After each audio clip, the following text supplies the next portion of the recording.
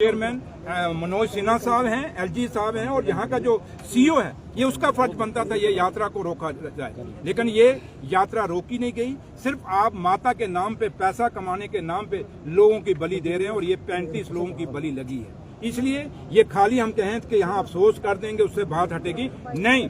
सख्ती से एलजी साहब को हम कहना चाहेंगे कि एलजी साहब, आपने खुद कहा, आप हर जगह खुद कहते हैं ये पुलिस मेरे हाथ में है, ये कैडर आईपीएस आईएएस का मेरे हाथ में है, तो ये यात्रा भी तो आपके हाथ में थी और आप जम्मू कश्मीर की सरकार को चलने नहीं दे रहे। हर छोटी छोटी बात पे आप इंटरफेयर कर रहे हैं। अगर आप उस डिबेट पे आना चाहते हैं, आ जाइए, डिबेट पे आ जाइए, आमने सामने बताते हैं कि आप कौन कौन सी फाइल को रोकते हैं, कौन कौन से कामों को आप रोकते हैं, कहां कहां ऑफिसरों को आप मना करते हैं।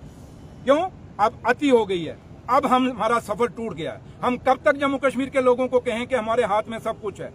आज मैं दावे से कहता हूं कि जम्मू कश्मीर की सरकार के हाथ में कुछ नहीं है, जम्मू कश्मीर के चीफ मिनिस्टर साहब के हाथ में कुछ नहीं है। क्या खाली हमारे हाथ में ट्रांसफर करने से या चंद लोगों के काम करने से क्या यही सरकार होती है?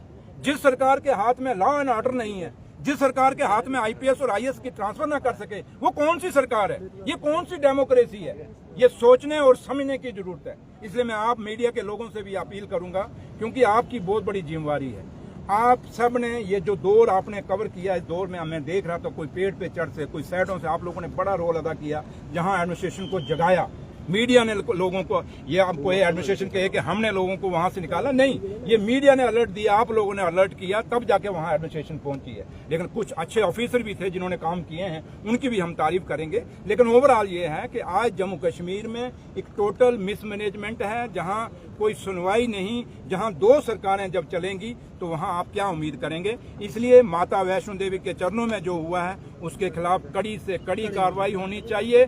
जिन लोगों ने भी यात्रा नहीं रोकी और जो लोग इसके लिए जिम्मेवार हैं और जो लोग इनके ऊपर कुर्सी पे बैठे हैं, मैं ऑनरेबल प्राइम मिनिस्टर साहब को, ऑनरेबल होम मिनिस्टर साहब से अपील करूंगा कि इस यात्रा के ऊपर ये 35 जानें गई हैं कि मजाक नहीं है। इसलिए सख्त से सख्त कार्रवाई उन लोगों के खिलाफ हो जो इस बंदोबस्त के इंचार्ज हैं। सुरेंद्र जी पीडब्ल्यूडी के भी इंचार्ज मंत्री हैं, कुछ खाका आप कितने करोड़ रुपए का पीडब्ल्यूडी का नुकसान हुआ, कुछ आप बता? मैंने आपको कुछ सड़कों का बताया है, आप इसका खाका बना रहे हैं, लेकिन मैं आज ही आपको दे दूं, मैं उनमें से नहीं हूं कि मैं आज कह दूं वो ऊपर नीचे हो जाए। मैं कुछ नहीं, 1-2 दिन में आपको पूरा खाका आ जाएगा। डीसीज लगे हुए हैं, मेरा डिपार्टमेंट लगा हुआ है, सारी इंफॉर्मेशन गैदर कर रहे हैं, क्योंकि इसमें ब्रिजेज भी हैं, कल्वर्ट्स भी हैं, काजवेज भी हैं, सड़कें हैं, बड़े बड़े रोड हैं, पीएमजीएसवाई के तो बहुत बड़ी नुकसान हुई है। तो लिहाजा मैं अब इसमें लगे हैं, तो पूरा इसमें। तो ये थे जम्मू कश्मीर के उप मुख्यमंत्री।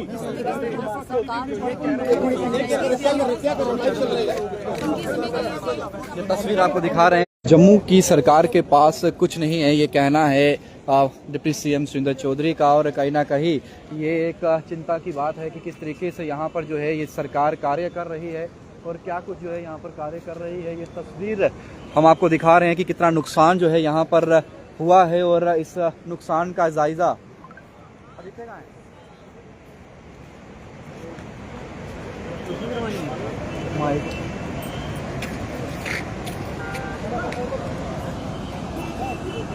तो साफ तौर पर डिप्टी सीएम को आप सुन रहे थे, वो कह रहे हैं कि जम्मू की सरकार के हाथ खाली हैं, मुख्यमंत्री के हाथ खाली हैं, लेकिन ये जो हुआ है के लिए उन्हें दिक्कत होगी तो किस तरीके से वो जाएंगे। अब देखिए ये पूरा रोड खाली हो गया है, गाड़ियां वहां पर देखिए, और ये पूरी पार्क जो है बिल्कुल, और ये किस तरीके से खाली नहीं है। और कहीं भी ये जो हिस्सा है जो दूसरे साइड पर भी जो है वो बहा सकता है। यहाँ पहुंचकर आरोप प्रत्यारोप के लिए तो कहीं तस्वीर आपको दिखा रहे हैं, यहाँ पर डिप्टी सीएम साहब से बातचीत की है और मीडिया कर्मी साफ तौर पर यहाँ पर बातचीत करते हुए, और उन्होंने बताया कि किस तरीके से यहाँ पर जो चीज़ें हुई हैं वो चीज़ें नहीं होनी चाहिए थी। और कहीं ना कहीं आज जो हालात बने हैं वो हालात जो है वो वाकई चिंता का विषय हैं और चिंता का सबब बने हुए हैं, क्योंकि यहाँ पर खतरा लगातार मंडरा रहा है और जो आसपास के यहाँ पर लोग रहते हैं उन्हें भी कहीं ना कहीं ये समझना होगा कि अब ये पुल जो है उनके चलने के लायक नहीं रहा। और डैमेज देखिए कितनी ज़्यादा डैमेज हो चुकी है इस पुल की, ये ग्राउंड रियलिटी है जो आप तक पहुंचा रहे हैं। कहीं ना कहीं डिपार्टमेंट्स को ये जागना होगा गहरी नींद से भी कि जिस तरीके से ये चीज़ें जो की गई थी, जब बनाई गई थी, तो उस समय देखिए कि अब पूरी चीज़ें यहाँ पर जो है वो तबाह हो गई हैं। लेकिन डिप्टी सीएम का यहाँ पहुँचना और पहुँचने के बाद इस तरीके से रिप्लाई देना वो कहीं ना कहीं चिंता का सबब है कि कहना कि जम्मू कश्मीर की सरकार के हाथ खाली के खाली हैं। तो के साथ शुभम लेंगे भारत मीडिया के लिए।